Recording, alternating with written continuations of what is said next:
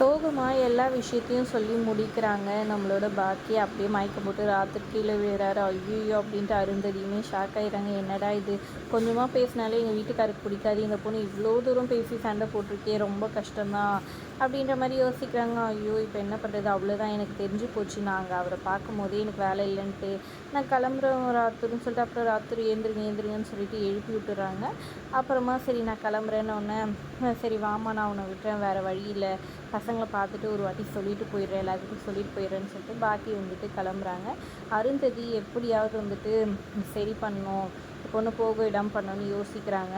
மனோகரிக்கிட்ட எப்படி குழந்தைங்கள விட முடியும், கண்டிப்பாக முடியாதுன்னு சொல்லிட்டு யோசிக்கிறாங்க. அப்புறம் நேராக போகிறாங்க. ஹாலில் பார்த்திங்கன்னா மனோகரியும் அந்த வேலைக்காரியும் சிரிச்சு பேசிகிட்டு இருக்காங்க.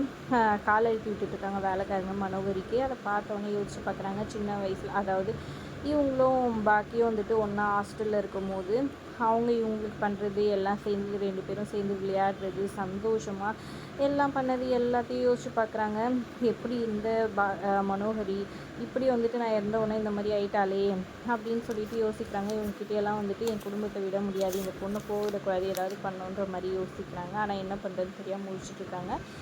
இன்னொரு பக்கம் இங்கே பார்த்திங்கன்னா பாக்கி நேராக வந்துட்டு பசங்க இங்கே வந்துட்டு நல்லா படிக்கணும், நாள்லேருந்து டேடி சொன்னால் அந்த நாள் வந்துடுச்சு, நாளையிலேருந்து வந்துட்டு நம்ம இப்போ நல்லா படிக்கணும், இன்னும் கொஞ்சம் டேடி டிசப்பாயிண்ட் பண்ணக்கூடாதுன்னு 3 பசங்களும் இது பண்ணிகிட்ருக்க.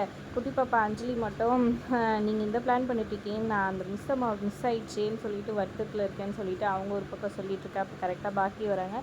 நான் கிளம்புறேன் அப்படின்னு சொல்லச்சா, ஜஸ்ட்டு மிஸ் ஆகிட்டீங்க, உங்களை நாங்கள் இது பண்ணலான்னு பார்த்தா அதுக்குள்ளே டேடியை அமுச்சு வச்சிட்டாரு, சரி போயிட்டு வாங்க அப்படின்ற மாதிரி சொல்லி சோகமாக சொல்கிறாங்க. எனக்கு என்னமோ திரும்பவும் நம்ம மீட் பண்ணுவோன்னு தோணுது அப்படின்னு பாக்கி சொல்ல, எனக்கும் அப்படி தான் நினைக்கிறேன், மீட் பண்ணணும் அப்போ இருக்குது அப்படின்ற மாதிரி அஞ்சலி மனசுக்குள்ளே நினச்சிக்கிறாங்க. சரி நான் கிளம்புறேன்ற மாதிரி சொல்லிவிட்டு அங்கே வந்து பாக்கி கிளம்புறாங்க. எல்லாத்துலேயும் சொல்லிவிட்டு வெளியே வராங்க. ஒரு பக்கம் இங்கே அருந்ததி வந்துட்டு குப்தா கிட்டே பேசுகிறாங்க.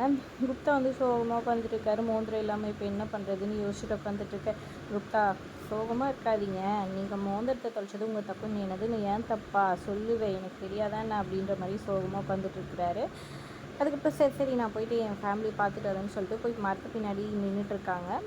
அப்போது பாக்கி வராங்க.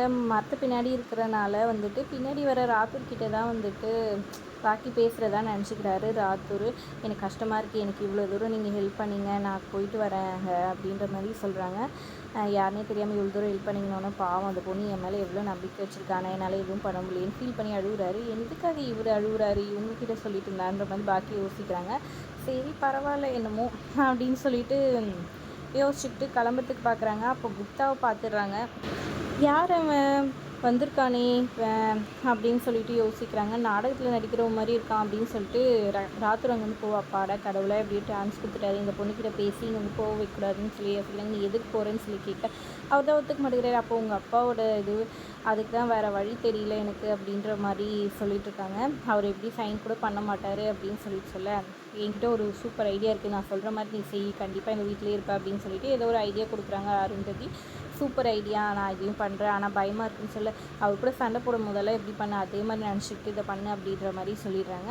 அப்புறம் இங்கே குப்தா வந்துட்டு யார் நீ அப்படின்னு சொல்லி கேட்க, என்னது நான் உன் கண்ணுக்கு இல்லை, நான் ராத்தூர், நீ எப்போ செத்தேன்னு சொல்லி கேட்க, என்னது ராசுக்குட்டியா, ராத்தூரா, என்னையா சொல்லிட்டு இருக்க அப்படின்னு சொல்லி கேட்க, நாடகத்தில் நடிச்சுட்டு அப்படியே நாடகத்துலலாம் நடிக்கல, என்னோட இது வந்துட்டு பூலோகம் அப்படி இப்படின்னு சொல்லிட்டு இருக்காங்க. உன் கண்ணுக்கு நான் தெரிகிறேன், நான் ஐயோ மோந்தது தொலைஞ்சதுனால இதெல்லாம் வேறையா அப்படின்னு யோசிக்கிறாங்க. பாவம் குப்தா ராத்திரி கீழே மாட்டிக்கிட்டாரு அப்படின்னு சொல்லிட்டு சரி அப்புறம் அவரை பார்த்துக்கலான்னு சொல்லிட்டு அருந்ததி விட்டுடுறாங்க. அவரை கூப்பிட்டுட்டு கேட்டுக்கு வெளியே வந்துட்டு போகிறாங்க நம்மளோட ராத்தூர். இன்னொரு பக்கம் வீட்டுக்குள்ளே வந்துட்டு லெஃப்ட் ஹேண்ட் சைடுன்னு கத்துறாங்க நம்மளோட பாக்கி. அதை பார்த்து மனோகரியும் இன்னும் போனவங்க வந்துட்டாலேன்னு சொல்லிட்டு கோமாயி பார்த்துட்டு இருக்காங்க. அப்போது வந்துட்டு கரெக்டாக அமரேந்திரம் வந்துடுறாரு. அந்த உடனே வந்துட்டு பேச விடக்கூடாது, இங்கேயே இருந்துட போகிறான்னு சொல்லிட்டு மனோகரி வந்துட்டு ஒழுங்காக இங்கேருந்து போ அப்படின்ற மாதிரி சொல்கிறாங்க. மேடம் நான் அவர்கிட்ட பேசணும் அப்படின்ற மாதிரி கோவமாக சொல்லிட்டு இருக்காங்க.